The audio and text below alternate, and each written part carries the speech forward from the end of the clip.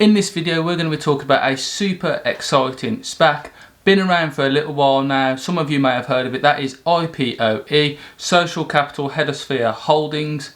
It is super exciting, going to merge with SOFI, the fintech company, and the potential of this company going forward is absolutely enormous, especially with the recent news with other fintech investors like Robinhood limiting trades with GameStop. This company is going to be different to that, and they offer a hell of a lot of products as well. If that sounds like something you're interested in, join me after the intro and we're going to dive into this company and find out just why it is so exciting. It could easily 10 times over the next 6 to 12 months.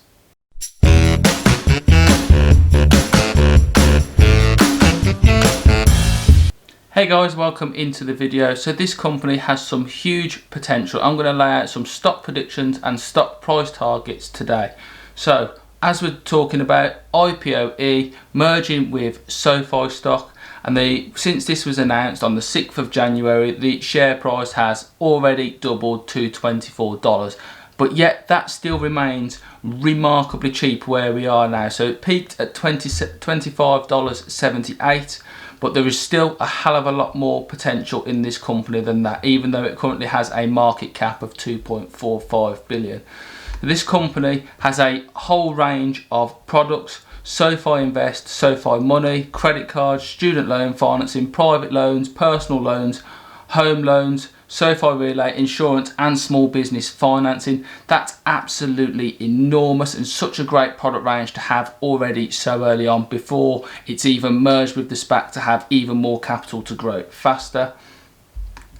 So the market realist has the IPOE SPAC as a buy because it's going to gain, in Ruchi Gupta's opinion, that amid the fallout from Robinhood and other brokers limiting trading on certain hot stocks, this company is going to do well out of that as companies decide to switch and investors decide to switch to brokers that offer a little bit more clarity, which is only fair in my humble opinion. So the SPAC rose about 60% in Jan as it came up public that this was going to happen.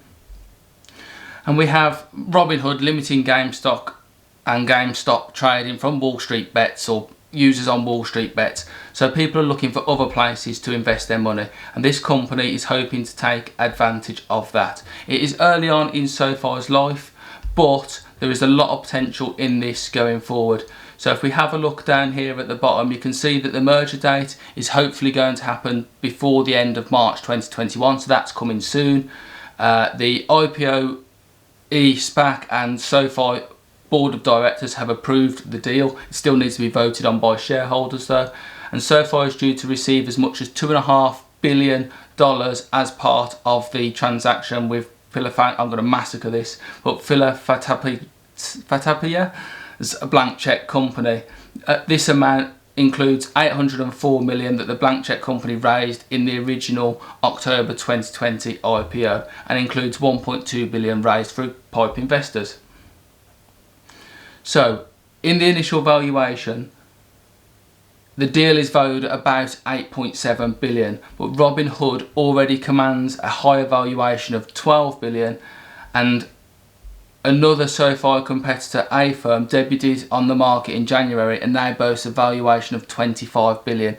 Now if that happens or anywhere near that with SoFi stock, then there's a 10 times return on your investment right there. And now we're going to get into the presentation and we're going to find out exactly why this company is so exciting. So if we flick into the presentation, I'm just going to make it full screen so we can see it properly. And you can see that it obviously is a fintech company helping customers achieve financial independence. So they want to get your money right so you can borrow, save, spend, invest and protect all through one place.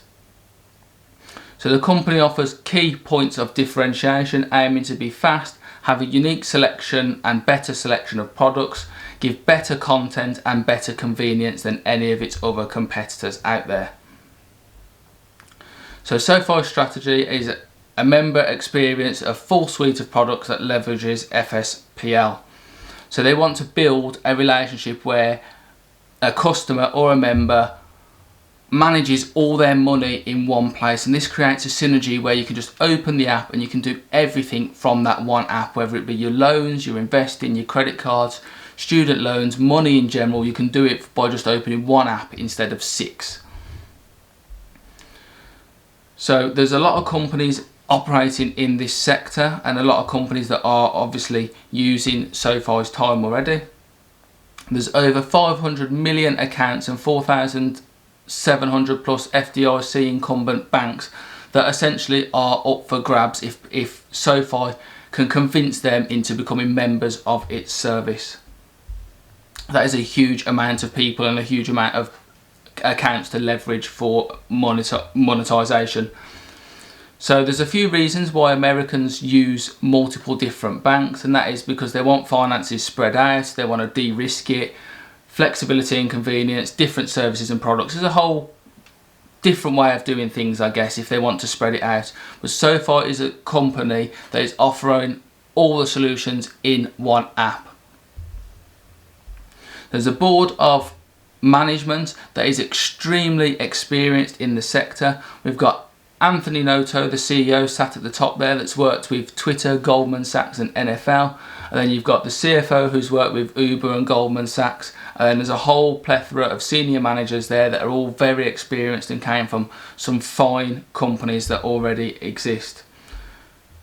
SOFI uniquely offers a whole suite of financial products, as I've already mentioned, all launched within the last 24 months since January 2019. Money, Relay, Invest, Home Loans, in-school loans, credit card and SOFI Rewards have all came online in topping out in Q4 2020, and they've still got more products to give. Membership growth is accelerating at a phenomenal rate with 75% year-on-year growth at the moment, which is huge. And then we've got total products also gaining 77% over the year growth into 2021. And then we've got multi-product members 95% over the year growth from when this investing presentation was launched in Q4 2020 through to 2021. So the strategy is to just build the relationship, get customers, get members managing all their money in one place. So far the multi-product usage leads to the best in class unit economics and a greater lifetime value for each member. So you can see here they've created a nice synergy for you to see that creates a very valuable profit margin for the company. 65% of home loans come from existing members, 30 million generated in Q3 2020 revenue on 1 million in acquisition marketing. So that is a strong return on investment. And then they've also managed to bring down the reduction of acquisition cost to save themselves some money and make more profit. So there's continued momentum into the cross-buy, leading to better unit economics. So overall, as you can see, Q4 2020 in purple, there is better product sales coming from cross-buy. So there's a nice funnel picture here that shows all the products and all the members coming down to form a lovely peak at the cone, at the bottom of the cone there, showing a hell of a lot of loans out there for action. SOFI's technology and operations creates advantages for faster innovation, lower costs, more data and interactive testing. So they aim to be right at the very top of the tree here, offering a great service more than anything else. So the platform accelerates SOFI's FSPL, distributes SOFI products via its Galileo partners. So they're working with Galileo to accelerate the SOFI strategy, expand to over 50 million accounts of its partners, drive faster innovation to fuel SOFI's direct relationship growth, offer SOFI loans and brokerage and lantern market space, etc., and provide a roadmap towards future growth towards the Latin America side of things. Galileo has also seen 6 quarters of accelerating growth in total accounts through year-on-year growth that just keeps accelerating from 8 to 23 62 to 75, 83 to 131%. Excessive, great, exponential growth.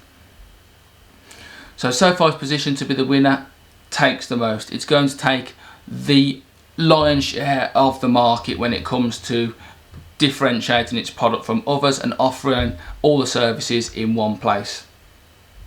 So the financials look absolutely fantastic. So in 2020 we're here with revenue growth of 38% in 2020, should I say. In 2021 they're looking for revenue growth of 58%, through to 2025 where they're looking for 3.6 billion in revenue, growing at 50, 40, 30% along the way, and then profit to come alongside the same sort of things with a nice incremental margin of 38, 43 and 45% going forward, making $1.1 billion in profit by 2025.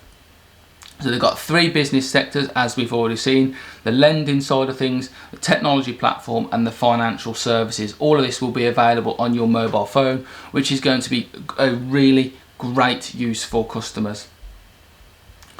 So all at different stages in their growth trajectory and lifestyle. However, it's still offering major growth in all of these sectors.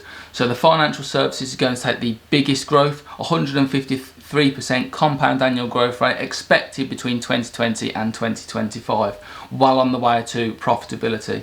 55% compound annual growth rate through the technology with a 62% margin, and then a 25% compound annual growth rate with a 58% margin on the lending side of things. Again, hopefully resulting in the diversification of revenue, growth rates, interest rate exposure and geographic exposure. So the income is at the moment broke down between lending and a small amount from the, you can't call $103 million a small amount. There's $600 million in revenue there, mainly from lending and a small amount from the tech platform. But by 2025, the amount provided by, or the amount of the pie provided by lending is going to shrink to 43%, but grow in terms of revenue to 1.6 billion. But then 25% will be made by the tech platform, but its revenue is going to go up almost tenfold to 911 million. And then there's a 32% sector from financial services of a contribution of 1.2 billion in revenue from the 11 million in revenue that it is now. That is going up thousands of percent. So growth at a scale and meaningful profitability. We're looking for a 43% compound annual growth rate between 2020 and 2025. Enormous. And then a growth rate in the profit of 32% of 1.1 billion also by 2025. So we've got a chart here of the makeup of the profit in the sector, the adjusted EBITDA forecast and the potential adjusted EBITDA impact from the bank charter. So they could easily make another $300 million on top of the 1.1 billion that they're already slated to make. So this company is so exciting going forward. It's absolutely brilliant. Some of the more fundamental side of things are here now. So the cash coming forward from the IPO and the SPAC, developing more money for this company to expand quicker with a 21 times base 2024 net income of 406 million. So the transaction overview is there is 74% ownership by existing shareholders. Pipe investment will be 14%, and then roughly 10% of the company will be owned by the IPOE public shareholders, who will then become shareholders in SOFI. So this company has got phenomenal potential going forward, and I really like this one. This company has no doubt about it the potential to go 10 times, maybe even more than that. When you look at its competitors relative to its sector, they all have massive wild valuations up to 25 billion. This company is nowhere near that yet, but the revenue and the revenue projection suggests that it's going to definitely go that way. When you look at the likes of Square and you look at the likes of the valuations that fintech and finance companies get, you can easily make a huge amount of money with this company. Once the SPAC goes through and it's voted through by shareholders and we come out of the other side, I expect this to eventually start flying upwards at a ridiculous amount. Thank you very much for watching, guys. It's been brilliant to bring you this video today. I hope you can see your way to smashing the like button and subscribing to the channel. Catch you in another episode.